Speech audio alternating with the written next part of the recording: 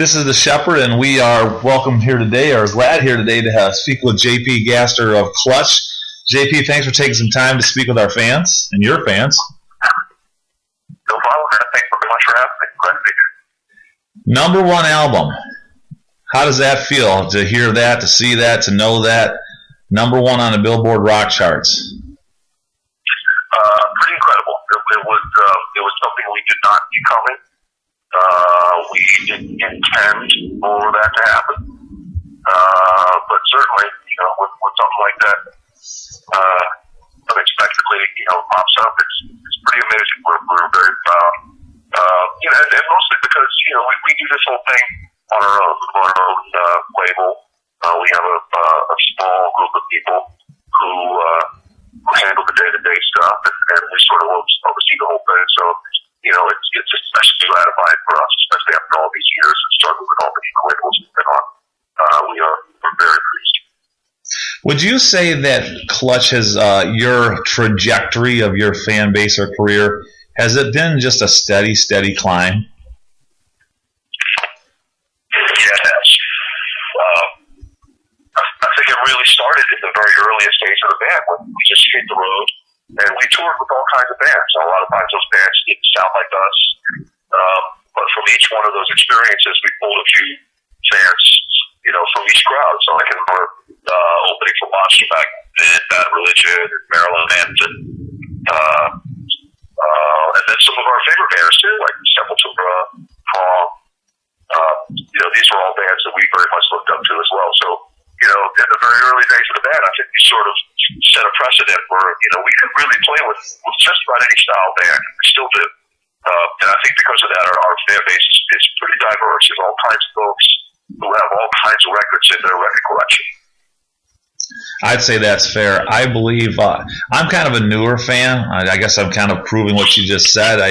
I got kind of into you guys on the Earth Rocker album, and then now with Psychic Warfare is such a great album. I just, it's I just got kind of a little bit into it. But I always recall, it seems like you guys are never not touring. Have you toured? Is it just relentless pace? I would say maybe in the early days of the band, we toured even harder. These days we have families, homes. It takes more out of you, being out here on the road. But still, we play at least 100 days a year, probably close to 150 days a year on those years that we have records that are released. That's something that you have to do. There's no way to sort of shortcut that stuff. You have to get out there. You got to play every gig. That's what's built the band over the years. That's definitely how we've reached as many people as we have, and we still enjoy it. I have a better time out here now than I did 20 years ago. That's great. I thought about doing something a little bit different because I know you guys do a lot of interviews and probably get a lot of the same questions. So I like to go to YouTube, and I love to look at the commentary. Some of it is flat out ridiculous, and some of it is sometimes insightful. So if it's all right with you, I want to throw some comments at you from your fans and just get a reaction. Is that all right? We'll see. All right. Fair enough. All right, so here's the first one. Person says, when people see my Clutch shirts and ask me what they sound like, I say that they're what Led Zeppelin would have sounded like if Frank Zappa was their frontman instead of Robert Plant. Wow. Well, I'm very pleased that they compared us to two very talented and very prolific artists. Have a great appreciation for Led Zeppelin and Frank Zappa as well. Maybe if we threw some bad brains in there, that would be a pretty accurate description of what we did. Excellent. All right. Next one says, I've been into Clutch since their start in the Maryland club scene circa 1992, and have seen them over 40 times. They are the modern age greatest American rock band, bar none. Start at the beginning of the releases, and you'll never leave liking them. Wow. Another incredible comment.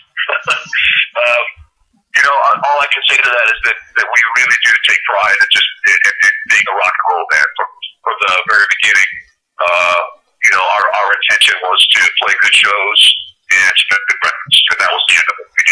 trying to make a career out of this thing.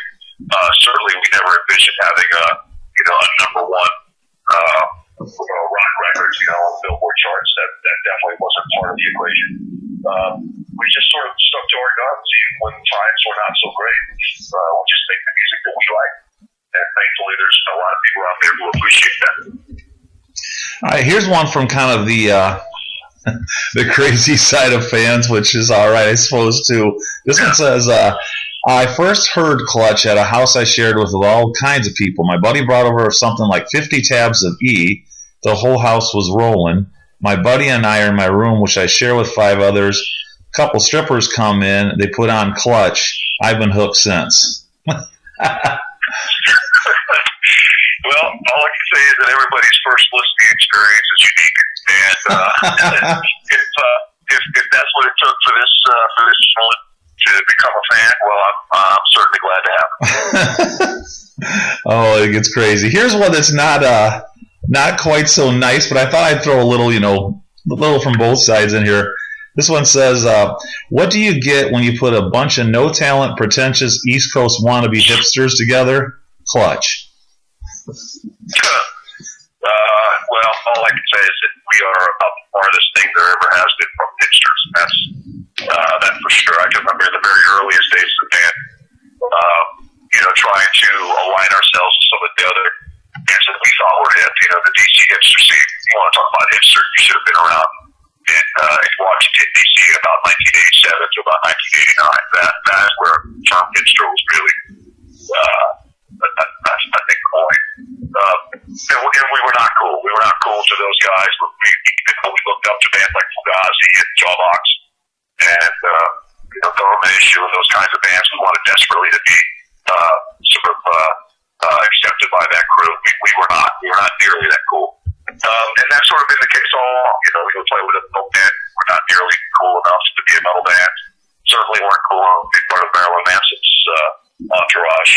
We've always sort of been an underdog. If 25 years later that makes us hipsters, okay, whatever. Gotcha.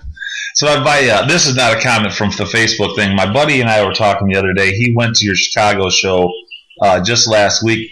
He said a bunch of fans were together between the bands and stuff, and they were discussing Quick Death in Texas.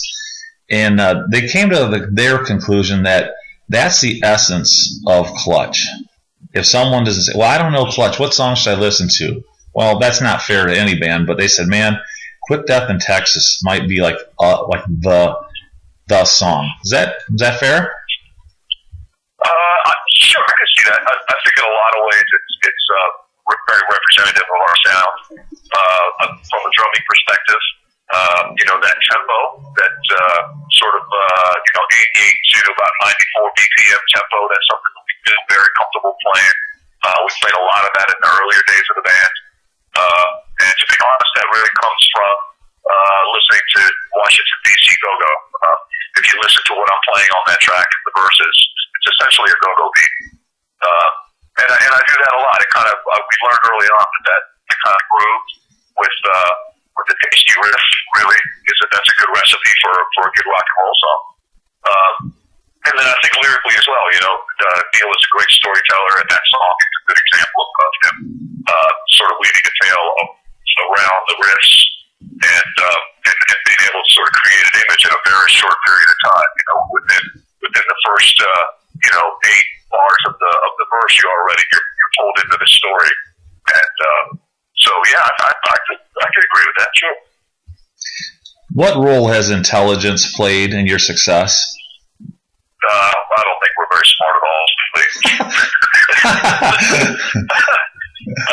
I think that maybe there's probably a whole lot of people who might have gotten out of this business a long time ago in hopes of trying to build something that might have been a little more financially sound.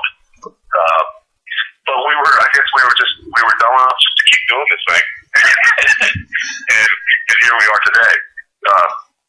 To be a little bit more serious about it, I think any band has to be very honest about what it is you're trying to accomplish, and you've got to be very aware of your surroundings and what the musical environment is at the time. So yeah, you know what I mean. You gotta have some smarts there to be able to navigate the music industry these days.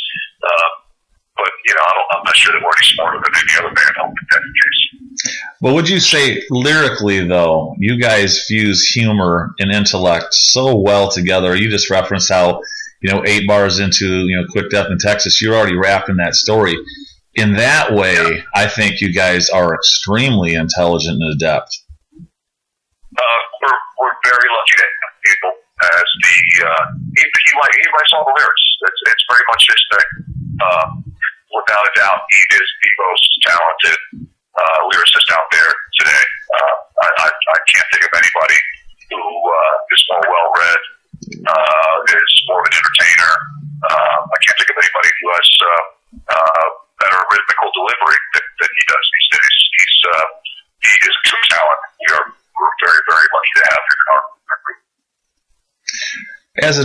group. What do you think about, and do you take things from other musicians? Like, if I say Mike Portnoy, have you stolen anything from him? Is that, I don't know if the correct term, but do you get things and gather things from the people? And his name comes up because the Winery Dogs are just are so good. Sure. Absolutely. That's your job as a musician. I think to pay attention to the folks around you, the ones who inspire you. I haven't really taken any ideas from Mike Portnoy, but I'm certainly on the newest record. I took all kinds of ideas from say Earl Hudson from the Bad Brains. I copped one of his things. Of course, I was talking about the Go-Go Beat. One of my favorite drummers is Elvin Jones, and I think about him every time I play drums. Johnny Vodakovich, another amazing New Orleans drummer. I think about him and the way he plays.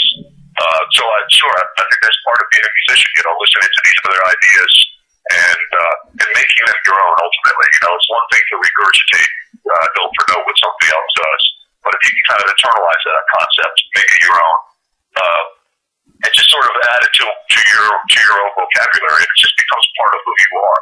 I think I've probably taken a whole lot of my vocabulary from Phil Ward and John Bonham and Ginger Baker and all those great drummers.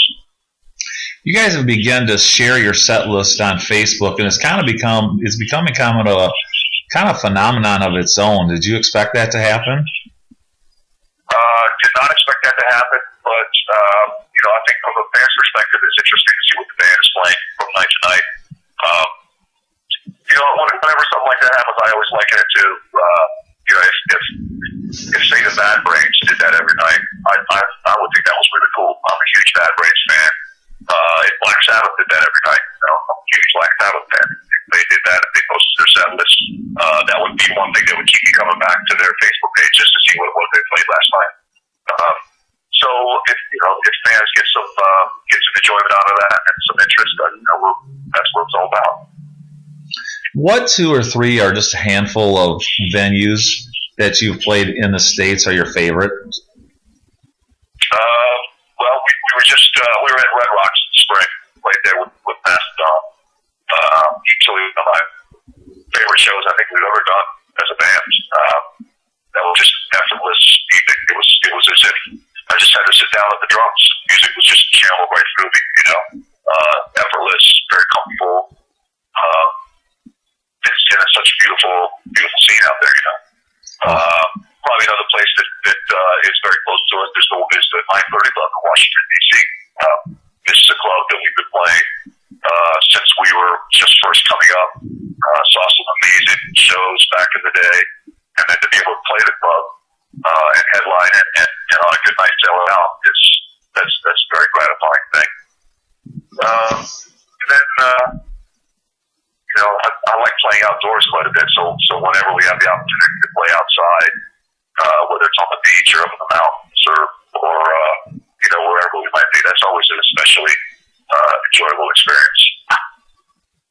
If you could write a bill up, and it's you guys and 2 other bands, who are those 2 other bands?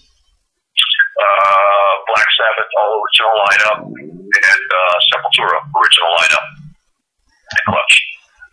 There's a show for you. Wow. Right. Gotta be a good one, right?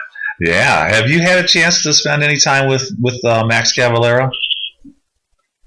Well, we did a lot of touring with them in the early days. We were on the Chaos AP tour, and then we also did a leg of the Roots tour in Europe.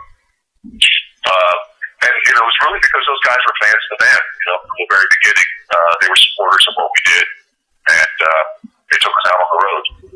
Fortunately, we still cross paths with Max and with Igor and with the other guys at Seventh Tour too. Oftentimes they'll be at a festival and they'll be on the bill, so it's good to run into old friends.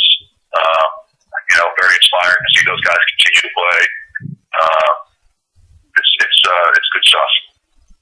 Well, congratulations on all your success. You certainly have earned it. And I don't know a person that loves rock, metal, what have you, that doesn't root for a band like Clutch. So it's really refreshing to see how well received you guys have been. And obviously you've put in a lot of years to get there. But like you said, you weren't even looking for this to be an end goal. It just happened in the process. So the fact that it happened kind of organically and through hard work probably just speaks to who you guys are. So again, congratulations. Psychic Warfare is an incredible album. I can't wait to just keep getting into it and seeing the different layers in it. Awesome. I appreciate those kind words. You're a great product record. You should be. Thank you very much for your time and continue success on the road. Awesome. Take care. Thank you. Talk with you. All righty. Bye now.